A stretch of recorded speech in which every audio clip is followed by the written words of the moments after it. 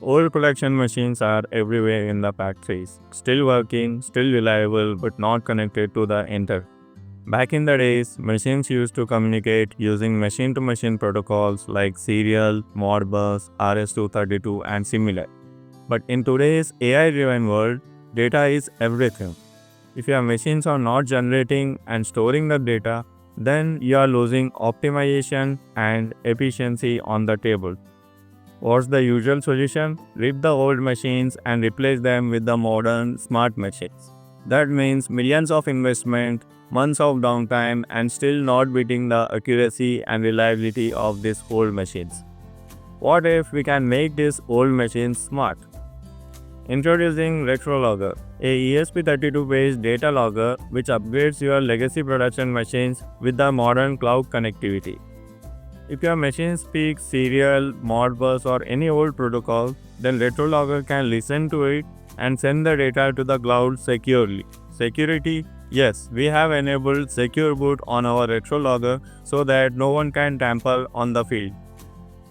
Here, let us thank today's sponsor, Thistle.tech.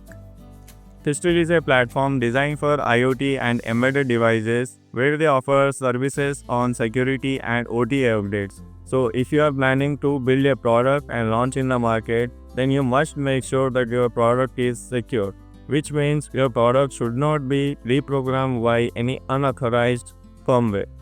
In today's project, we have used their Secure Boot version 2 for ESP32 devices. So try out Thistle.tech for free to build your product or deploy a IoT solution. Coming back to the project, in this video we'll design and assemble RetroLogger. RetroLogger will have 4 status LEDs indicating power, Wi-Fi connectivity, data receiving and data sync. Then we'll also have a 4-pin spring connector so that any external device can be connected to the RetroLogger easily. All this will be enclosed in a custom compact 3D printed case. And then we'll make a demonstration where a Arduino Uno will generate production line data. This Arduino will be connected to the RetroLogger so that RetroLogger can pick the data and send it to the cloud securely. With cloud, I mean here we are going to use Google's real-time database, but you can use any other cloud service or any local database. So let's get into the way. To build this project, we have a FireBeetle ESP32 from DiaProbot, a spring type connector, a 5mm square LED. I have designed the enclosure in Fusion 360 where first I have imported the CAD file of ESP32, then designed the spring connector and 5mm LED. I have designed the whole enclosure in 3 parts: the housing, a LED mount and the cover. For the cover, I have achieved dual color by changing the filament in between the print. First, I mounted all 4 LEDs onto the LED mount cover, soldered all terminals as per circuit diagram and insulated them using heat shrink tubes.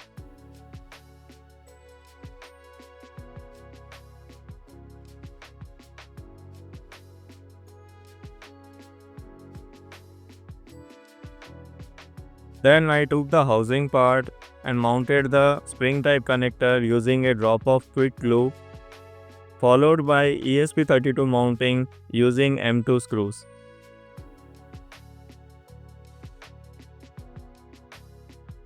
Connected all the connector wires to ESP32 as per circuit diagram. Now I have took the LED assembly and mounted on to the housing part. It requires only one screw to mount this piece onto the housing. Follow the circuit diagram and connect all the wires of LEDs to the ESP32. At last, snap the cover on the housing assembly. And that's it, our RetroLogger is ready to be programmed.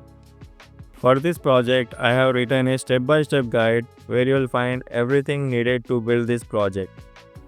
Coming to the programming part, first we'll program our Arduino Uno so that it can generate the production line data. For that, go to the Retrologger GitHub repository, download the zip file and extract it. Once the file is extracted, you'll see two folders, data generator, which is the Arduino code, and the data logger, which is the firmware for our ESP32. Now open the Arduino IDE and open the data generator code in it. Here, make sure that you have installed Arduino JSON library.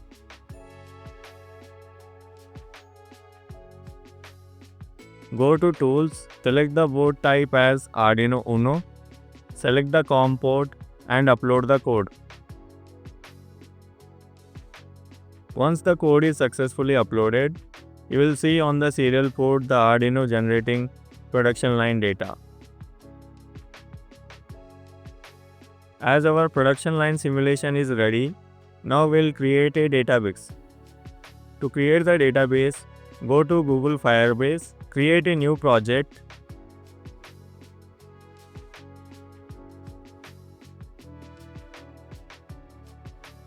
In the build section, go to real-time database and create a new real-time database.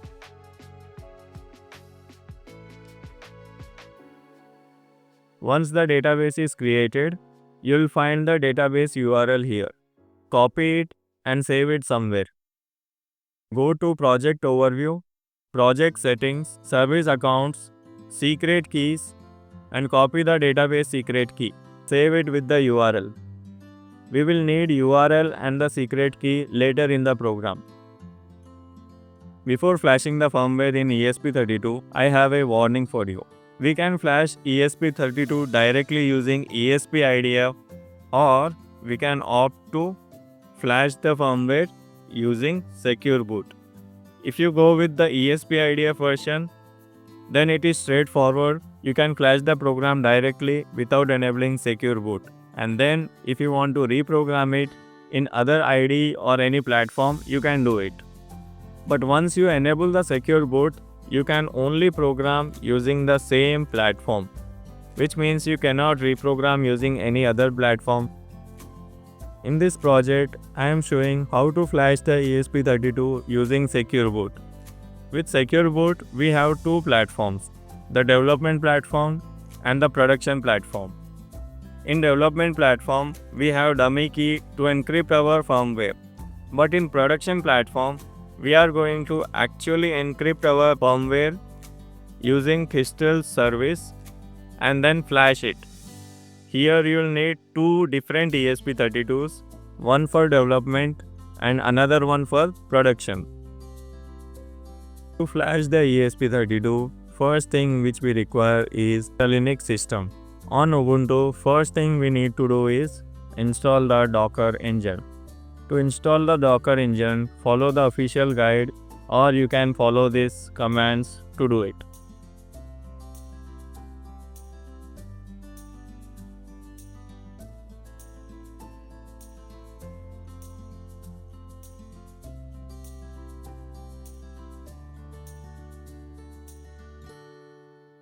Once the Docker is installed, verify it using the command docker. You should see all the Docker help options. Once the Docker is installed, clone the Thistle's ESP32 development environment.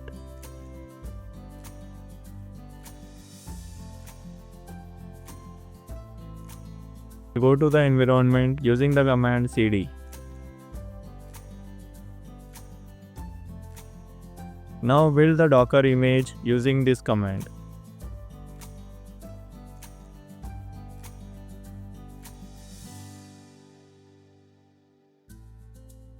This process is going to take some time depending upon your internet speed. Once the Docker image is created, we need to create a shared folder in our ESP32 directory and allow the permissions.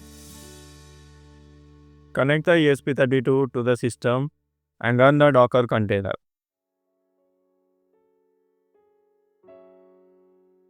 Follow the command and flash the bootloader followed by the void app. This void app prints a text on the terminal.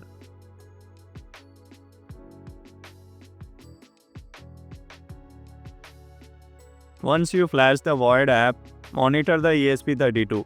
Here you should see a text saying I am the void app, I do nothing. This confirms that our program is running. And then on the top you should see these two lines confirming that our secure boot is enabled.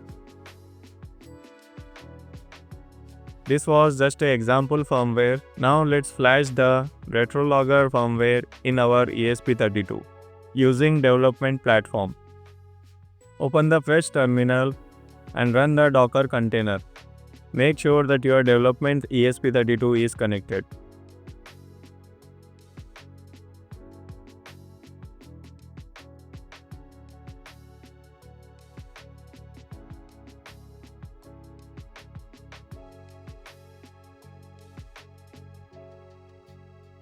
Once you run the Docker container, copy the data logger folder that we have downloaded from the GitHub repository into the shared folder.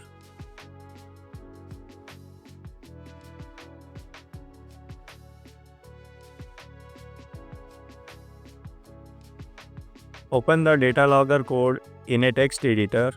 Enter your Wi-Fi credentials, the database URL, the secret key, and save the code.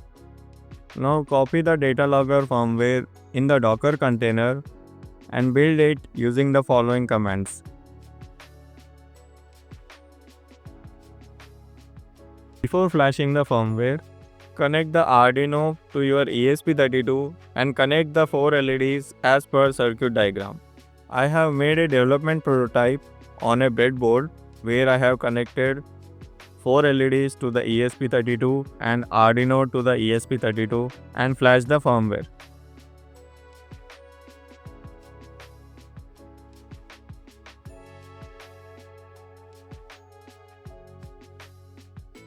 Once the firmware is flashed, we should see power LED glowing, the Wi-Fi LED blinking during the connection. Once the Wi-Fi is connected, it is continuous. Then upon receiving and syncing the data, the corresponding LEDs blink.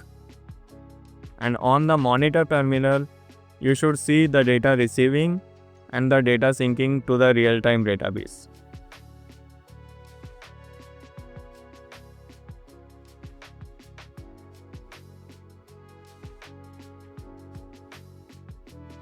This confirms that we have successfully flashed our ESP32 with the RetroLogger firmware, with enabling secure boot in development platform.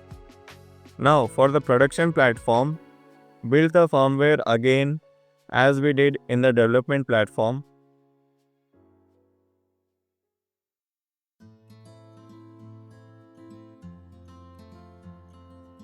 Copy the partition table, bootloader, data logger bin files from Docker container into the shared folder using the following commands.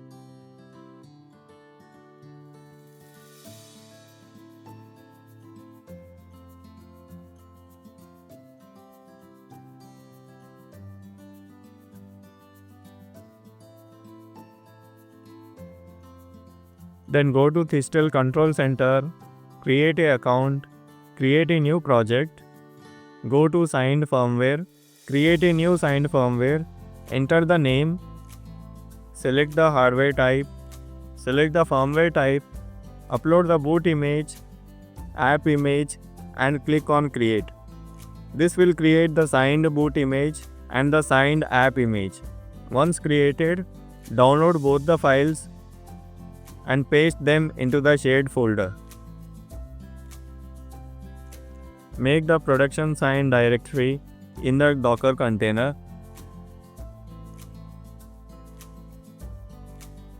Move the downloaded patched files with the partition table into this production sign directory. Then flash the RetroLogger using the following commands. Here you need to replace the timestamp with your downloaded file's timestamp.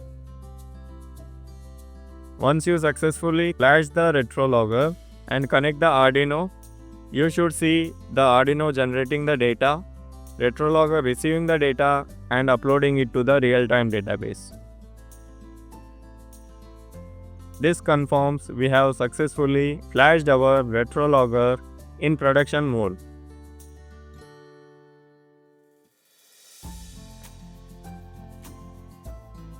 And that's it, our RetroLogger project is complete. For more information, make sure to follow the step-by-step guide. The link is provided in the description below. If you found this project interesting, let me know in the comments and don't forget to subscribe as it is going to help me a lot. Thanks for now and I will see you next time.